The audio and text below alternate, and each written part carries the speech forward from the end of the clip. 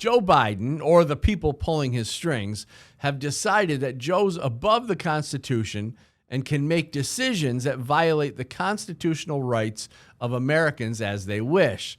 It looks like Joe borrowed Obama's pen and phone and gave him to the ATF. Through administrative measures, the ATF created a new rule in an attempt to regulate unfinished frames and receivers. Now, this rule was issued in response to a White House directive to address so-called ghost guns. The Biden administration seems to be going to great lengths to make sure every firearm is serialized and registered, or every gun shop run out of town.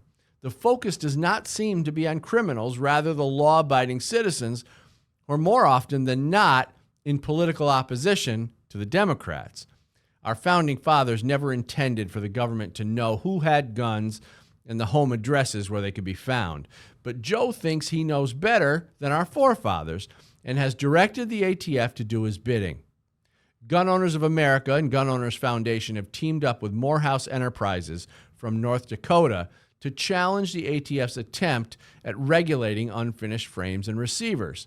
Shortly after the lawsuit was initiated, Morehouse Enterprises was surprised with their first ever inspection by the ATF.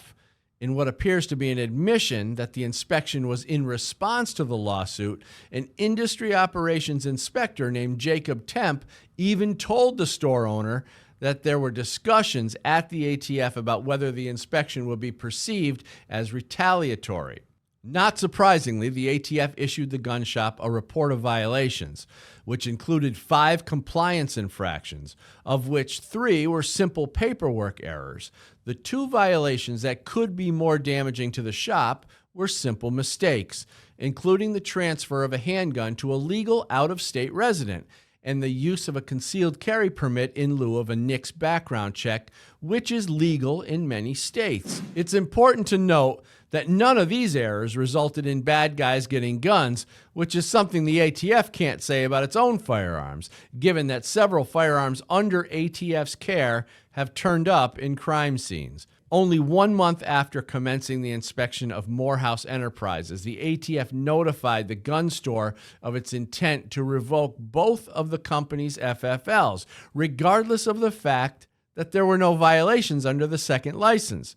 Due to Biden's new rules, arbitrary zero-tolerance policy, and excessive pressure being put on the ATF to shut down FFLs, FFL revocations have seen a 200% increase since Biden took office. Gun Owners of America Director of Federal Affairs Aidan Johnston told the Daily Caller News Foundation that's not how regulatory agencies are supposed to work in the sector that they're supposed to regulate.